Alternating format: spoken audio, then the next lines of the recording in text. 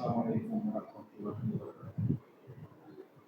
إن الحمد لله نحمده ونستعينه ونستغفره ونعوذ بالله من شرور أنفسنا ومن سيئات أعمالنا. من يهده الله فلا مضل له ومن يضلل فلا هادي له. وأشهد أن لا إله إلا الله وحده لا شريك له وأشهد أن محمدا عبده ورسوله. நினைத்துபதி இல்லாமல் அல்லாஹ்வின் ரமலானுடைய முதல் 2 வாரங்களை நாம் கடந்து விட்டோம்.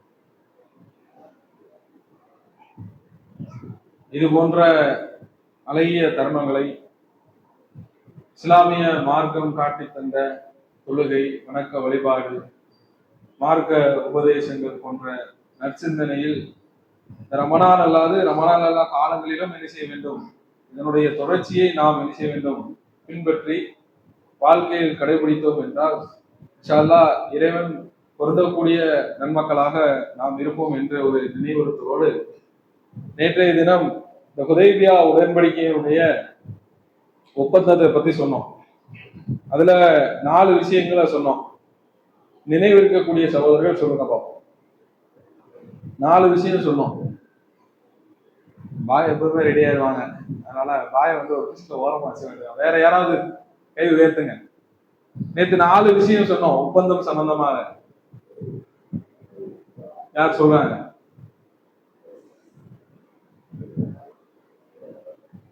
சித்தி பாய் என்னை பார்த்து சிரிக்கிறாரு.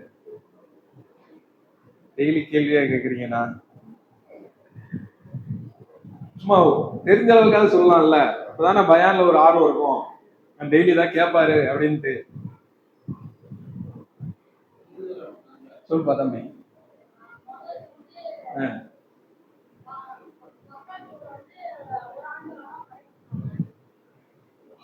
சொல்லுங்க, முழுசா சொல்லுங்க, நான் உள் வாங்கிக்கிறேன். சரி.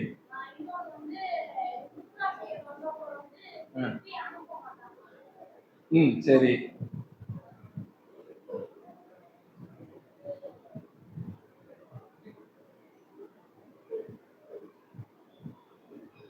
சரி, அவரோட முயற்சியை பாராட்டுவோம். இந்த அளவுக்காக சொல்ல நினைச்சிருக்கிறார்ல. அத உம்ராவுக்கு வந்தவங்க என்ன செய்ய மாட்டாங்களா, உம்ரா பண்ண விடாம அடுத்த ஆண்டுக்கு தான் என்ன செய்வோம், ரெடி பண்ணுவோம் அப்படின்னு சொல்லி திருப்பி அனுப்புவோம் அப்படிங்கிற விஷயத்த சொல்லிட்டாப்ல. அதுல ஒரு ஒப்பந்தத்துல அது ஒண்ணுதானே, திருப்பி அது ஒப்பந்தத்துல அது ஒண்ணுதானே. சேட்டன் ஏதோ சொல்லுங்க நினைக்கிறாங்க, சொல்லுங்க. நீங்க எதுவும் சொல்றீங்களா? ஒப்பந்தத்தை பத்தி எதுவும் சொல்றீங்களானே? சக நண்பர்களோட ஆலோசனை பண்றீங்க, அந்த கேள்வி நிகழ்ச்சி நேரத்தில் டிஸ்கஷன் பண்ணிட்டு நான் பதில் சொல்றேன்னு சொல்லுவாங்கல்ல. இல்லண்ணே, அது இல்லண்ணே. நான் ஒப்பந்தம் போட்டு ஒப்பந்தத்துல 4 விஷயத்த எழுதிட்டாங்க, சருத்தை எழுதிட்டாங்க. இந்த விஷயங்களை நம்ம ஃபாலோ பண்ணணும், உங்களுக்கு எங்களுக்கு இதான் உடன்படிக்கை அப்படின்னு சொல்லி எழுதிட்டாங்க. அதுல ஒண்ணு அந்த தம்பி சொல்லிட்டாப்ல, நீங்க எதுவும் சொல்றீங்களான்னு.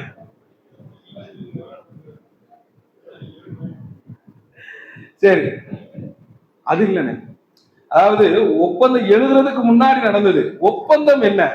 ஒப்பந்தம் போடுறதுக்கு முன்னாடி ரசூலுல்லாஹ்வுடைய பேரை அழிச்சாங்க, அவங்களுடைய தூதர் இல்லைன்னு ஏத்துக்க மறுத்தாங்க, அதெல்லாம் வேற விஷயம். ஒப்பந்தம் என்னன்னா, யார் முஸ்லிமா இஸ்லாத்தை ஏத்துக்கிட்டு வந்தாலும் அவங்களை என்ன செஞ்சிடணும், எங்க கிட்ட திருப்பி அனுப்பி வச்சிருந்து சொன்னாங்களா இல்லையா? அதுதானே முதல் பாயிண்ட். அடுத்து 2வது என்னன்னா, மதீனாவுல இருந்து யாராவது மக்காவுக்கு வந்தாங்கன்னா அவங்கள இவங்க திருப்பி அனுப்ப மாட்டேன்னு சொன்னாங்க. இதுதான் முதல் பாயிண்ட். 2வது என்னது, அடுத்த ஆண்டுதான் உம்ரா செய்யணும். அது தம்பி சொல்லிட்டாப்ல. 10 ஆண்டுக்கு போர் நிறுத்தம்.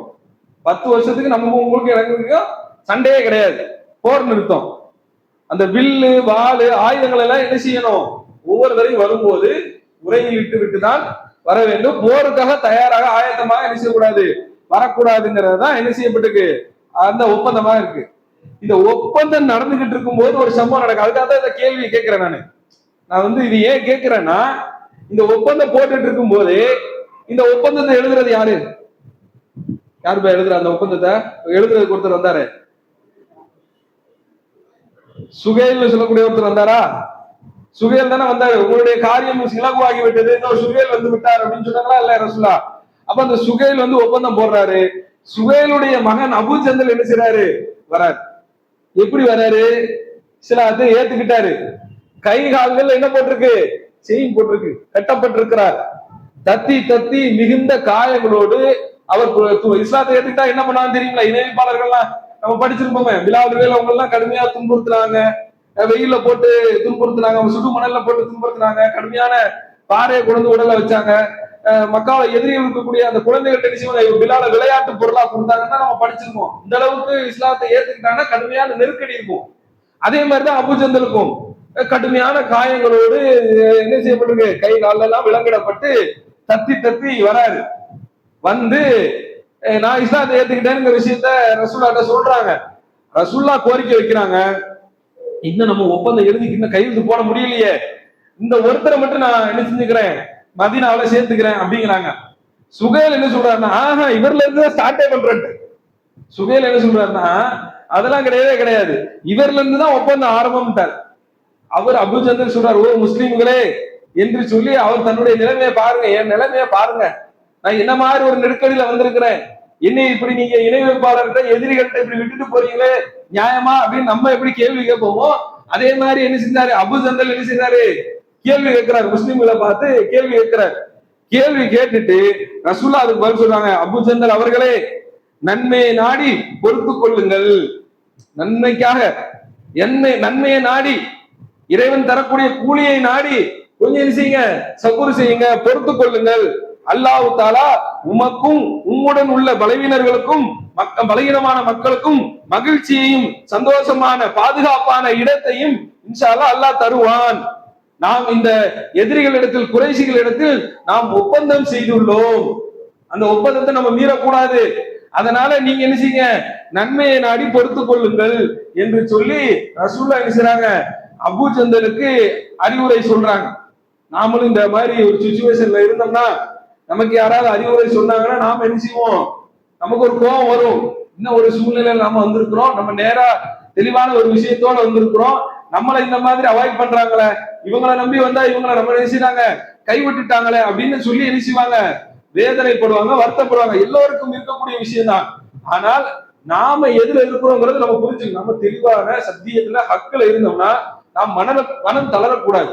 அல்லாஹ் நமக்கு உதவி செய்வாங்க. நாம் இவர்களை நம்பியா வந்தோம், அவர்கள் நமக்கு உதவி செய்வார்கள் என்றா வந்தோம், இவர் உதவி செய்வார், அவர் உதவி செய்வார், அவர் நமக்கு ஏதாவது பண்ணுவாரு என்று சொல்லி நாம் இருந்தோம் என்றால் அது சரி கிடையாது. நாம வந்தது அல்லாஹ்வுக்காக, அல்லாஹ்வுடைய தூதருக்காக. அந்த எந்த சூழ்நிலையிலும் இந்த மாதிரி ஒரு பிற மக்களால் நாம் எதிர்பார்த்தவர்களிடம் இருந்து நமக்கு ஒரு ஒரு உதவி கிடைக்காம அவங்க நம்மளை கைவிட்டுட்டாங்கன்னு வச்சுக்கோங்களேன், ஒட்டுமொத்தமா என்ன செஞ்சிருவாங்க சில பேரு, ஆமா பெரிய இது, இவங்களை நம்பிதான் வந்தோம், இவங்களே நம்மளை கைவிட்டுட்டாங்க, நம்ம எதுக்கு இங்க இருக்கணும் அப்படின்னு சொல்லி வந்த மார்க்கத்தை விட்டு போகக்கூடிய மக்களும் இருக்கிறாங்க. ஆனால் அபூஜந்தல் அவர்கள் என்ன செஞ்சாங்க, அதுல உறுதியாக இருந்தார்கள், அந்த கொள்கையில உறுதியா இருந்தாங்க. அந்த அடிப்படையில தான் ரசூலுல்லாஹி அலைஹி வஸல்லம் அவங்களுக்கு ஆறுதல் சொல்றாங்க. இதையெல்லாம் சகாபாக்கள் கவனிச்சுக்கிட்டு தான் வந்திருப்பாங்க. ஆல்ரெடி சபையில ஒரு கோபக்காரர் இருப்பாரு, உமர் அவங்க அவங்க இதெல்லாம் பார்த்துட்டு பொறுக்க முடியல. இன்னும் ஒருத்தர் இஸ்லாத்துக்கு வந்தாரு, அவருக்கு ரசூலா அவங்க கிட்ட தூக்கி கொடுத்துட்டாரு, இப்போ அங்கேயே வச்சுக்கோங்கப்பா அப்படின்னு சொல்லி திருப்பி அனுப்பிட்டாரு. போதாதைக்கு அவங்க என்னெல்லாம் ஒப்பந்தம் சொல்றாங்களோ எல்லாமே அவங்களுக்கு சாதகமா இருக்கு, அம்புட்டையும் அவங்களுக்கு சாதகமா ரசூல்லா எழுதுறாங்க என்று சொல்லி உமர் அவங்க என்ன செய்யறாங்கன்னா கடுமையா கோபத்துல வந்து கேக்குறாங்க. அதற்கு பதிலும் ரசூல்லா சொல்றாங்க. எப்படி சொல்றாங்கன்னா, நீங்க உண்மையிலேயே அல்லாஹ்வுடைய தூதர் தானா அப்படிங்கிற மாதிரி கேட்கிறாங்க.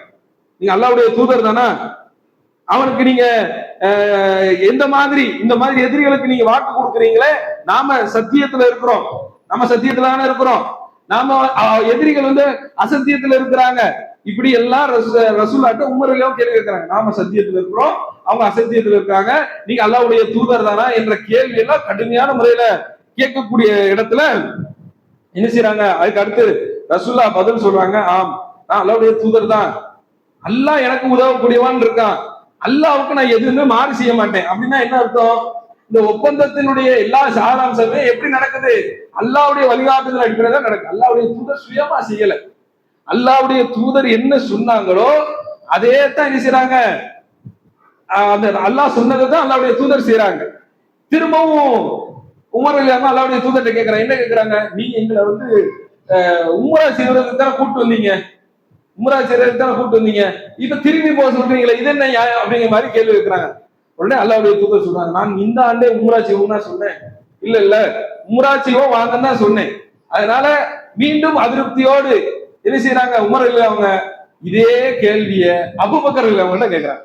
இவர் அல்லாஹ்வுடைய தூதர் தானா, நாம நம்ம சத்தியத்துல இருக்கிறோம், அவங்க அசத்தியத்துல இருக்கிறாங்க, இந்த மாதிரி ஒரு சூழ்நிலையில நாம இப்படி இருக்கிறோமே, நாம ஏன் இதுக்கு வளைஞ்சு போகணும் என்று உமர் அவங்க ரசூலுல்லாஹ்ட்ட என்ன கேள்வி கேட்டாங்களோ அதே கேள்வி அபூபக்கர் அவங்க கேட்கிறாங்க.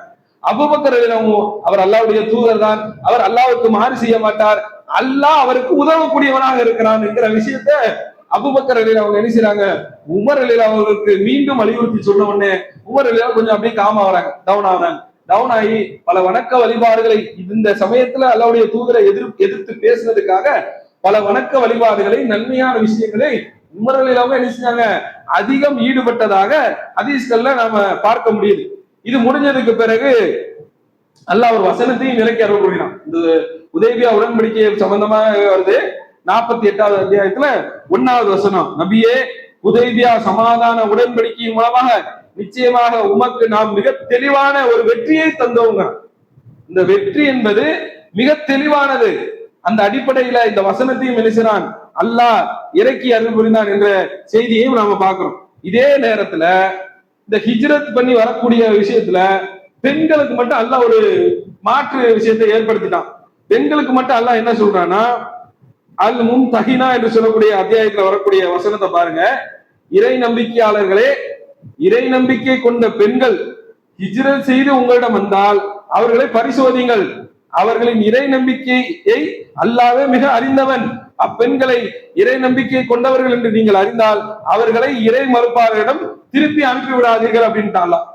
அப்ப என்னது, ஒப்பந்தத்துல முதல் பாயிண்ட், அது யாருக்கு பொருந்தாது, பெண்களுக்கு பொருந்தாது. பெண்கள் வந்தாங்கன்னா அவங்க என்ன செய்யக்கூடாது, திருப்பி அனுப்பக்கூடாது என்ற விஷயத்த அதுக்கு அடுத்து கொஞ்ச நாள்ல அல்லாஹ் இந்த மாதிரி பெண்கள் விஷயத்துல ஒரு மாற்று விஷயமாக கொண்டு வந்து விட்டான். கொண்டு வந்து விட்டுட்டு இதுல கூடுதலாக நிறைய வசனங்களை சொல்றான், நிறைய சத்துக்களை சொல்றான் அல்லாஹ். இன்ஷா அல்லாஹ் இதனுடைய தொடர்ச்சியை நாளைய தினம் பார்ப்போம். வாகிர்தவானா அல்ஹம்துலில்லாஹி ரப்பில் ஆலமீன்.